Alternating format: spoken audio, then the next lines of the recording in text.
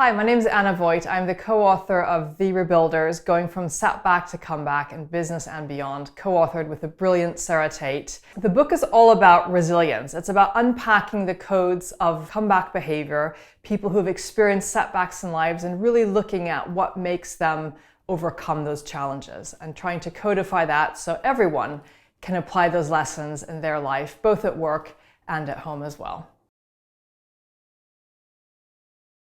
So there's a big misconception that doing things at speed equals doing things better. Speed is often equated with competence, with ambition, with intelligence, whereas in fact, operating at speed isn't always the best thing, especially not when you're rebuilding. Oftentimes when we react very quickly to a situation, we react out of our gut, and that's called System 1 reaction, which means that you're constantly reacting in the same way.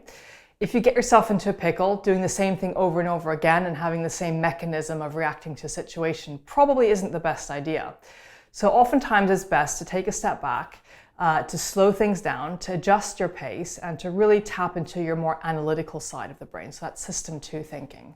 And that sort of pace variation will enable you still to reach the end goal you want to reach, but it enables you to act more considered and in a more appropriate manner to the challenge that you're facing. So really playing with speed variation, slowing down, speeding up, stopping, sometimes even going backwards, is a key ingredient to succeeding and to turning a setback around to a comeback.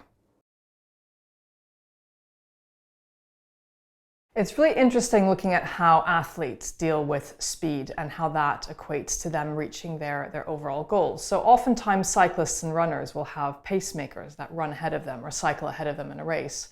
And it's the pacemaker's job to either slow down or speed up the athlete behind them. And that's to make sure that they don't burn all their energy in the first 5 minutes of the race, and that they're conserving enough energy to really give it their all at the very end.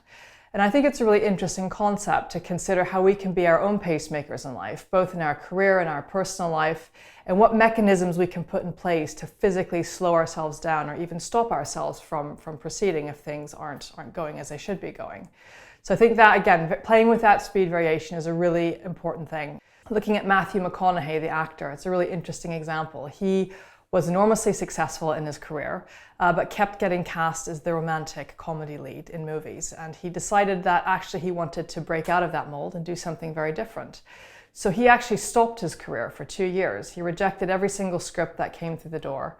And that enabled him to unbrand himself and to focus on a different type of role. Finally, after 2 years, a script came in for Dallas Buyers Club, and that completely transformed the type of role he took on, and he won an Oscar as a result of that.